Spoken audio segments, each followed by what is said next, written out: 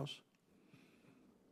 Thank you, Chairman. It's good to be working on this bill again and trying to advance the cause of carbon capture, utilization, and sequestration. Obviously, if you're going to capture and utilize carbon dioxide, it's helpful to have a way to distribute it to the ultimate users, and that's where the pipeline piece comes in. It's a very sensible adjunct to the bill that we got passed.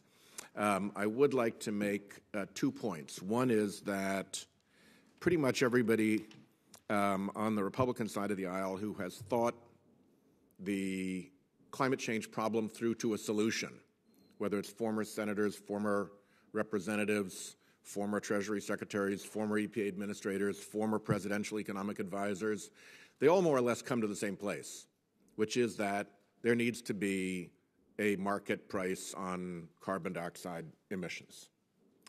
And I think we agree with that. There's usually the view that it ought to be revenue neutral. It shouldn't be revenues used to build more government. We don't need to have that fight on this issue. And it needs to be border adjustable, so a cement plant in Texas doesn't face unfair competition from the same cement plant across the border in Mexico.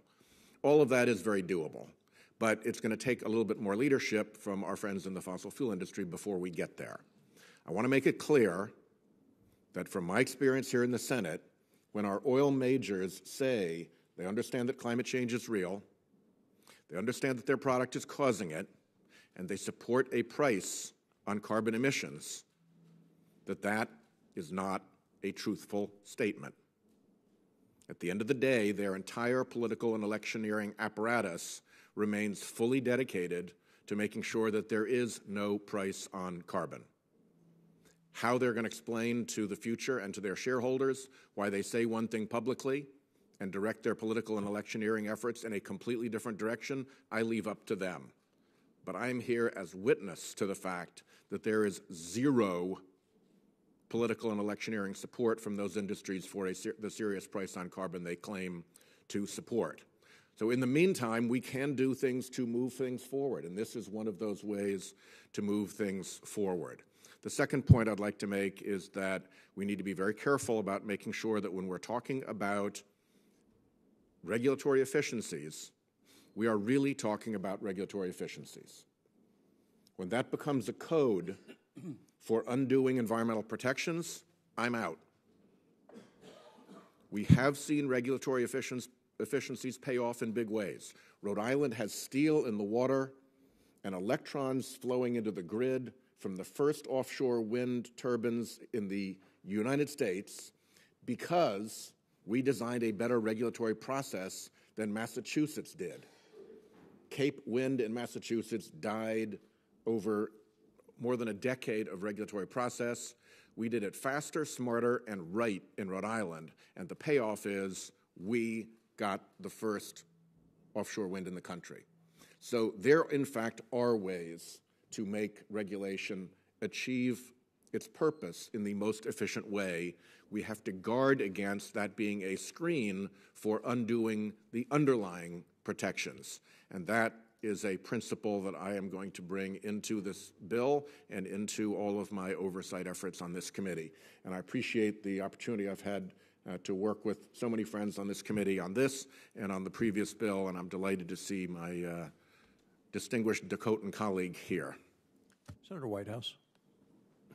Thank you, Chairman. I appreciate being here today on a matter where, to quote Senator Inhofe, we have agreement from people who've disagreed in the past, and indeed disagree in the present, and indeed will continue to disagree in the future about many things. But every time we have agreed, it's been very successful. You look at the Chemical Act, the FAST Act, I have learned Water that Act. when we agree, Senator Inhofe is perhaps the most effective legislator in the Senate. Yeah. Certainly, I've seen nobody produce more. So we just need to find out how to agree on more. But I really appreciate this and look forward to working with my colleagues. I guess what I would ask in my time is the record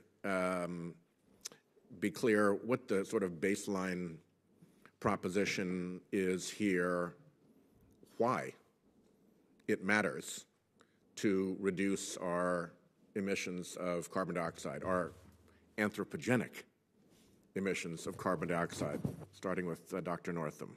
Why are we doing this? Why does it matter? What does this help? On Saturday, I was in sorry, Senator Whitehouse, thank you very much. On Saturday, I was on a panel with the U.S. ambassador from the EU, the ambassador from the EU to the United States. And one of the statements he made was Europe got over the hurdle of recognizing that carbon dioxide was contributing to global warming 20 years ago and has a very effective set of policies and procedures for reducing the CO2. I think it's important because time is ticking. Most of the scientific community recognizes that CO2 is contributing to global warming. We're starting to see the impacts of it. These solutions are extremely technically difficult and expensive, and if we don't start actually making some progress, the progress we do make could be too late for staving off these major impacts. Plus, other countries might steal a march on us technologically. Absolutely. Same question, Dr. Friedman? Thank you, Senator. All of this actually flows back in a realpolitik context, not in a scientific context, but in a real practical politics concept back to the Paris Agreement. And this is completely independent of whether or not the United States remains in it, although I personally think that would be a lovely thing. First of all, the punchline is that greenhouse gases emissions represent a threat to national security of the United States. They represent a threat to our economic... Carbon dioxide is one of those greenhouse gases. Carbon dioxide is the most important of those. Got it. We emit 38 billion tons of it a year, and that's an issue. We meaning the globe, not the United States. It represents an environmental threat. We have extinctions, we're losing species, we have sea level rise, coral bleachings, all these other sort of things which are directly attributable to greenhouse gas emissions.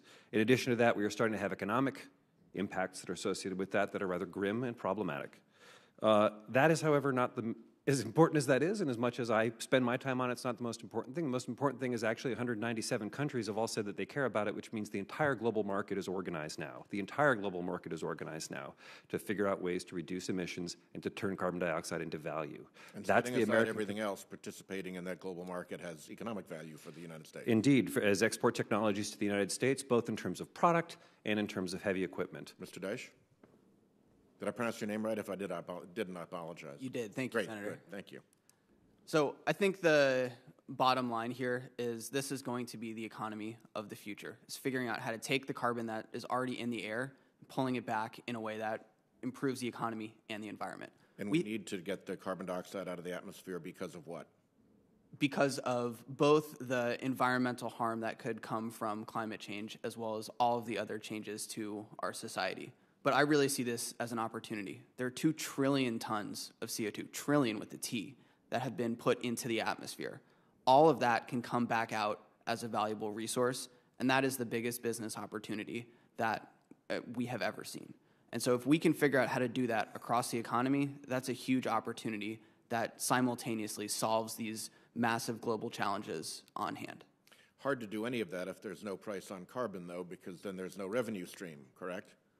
I would actually argue that there is now a price on carbon in not a clean way, as an economist like myself would want, but we do have, both with 45Q, a price on sequestering carbon. Precisely. And through a series of other... Precisely. That's what we did in that bill, was to create a very narrow, specific version of it, correct? The extent to which we can expand on that and make sure that there is a robust market and that market happens here first is essential. Dr. Zhao, the reason we want to or benefit from reducing carbon dioxide anthropogenic emissions into the atmosphere is? So I think much has been said about the potential climate impact when we emit a tremendous amount of CO2 into the atmosphere. I think I also concur some of the points made before is I see this as an opportunity to generate a profitable pathways to utilize CO2 we definitely have a abundant source from CO2. Then if we can figure out the way how we can make CO2 to valuable chemicals or fuels, probably, and in an efficient way, then this will solve our issue, I think. Thank you.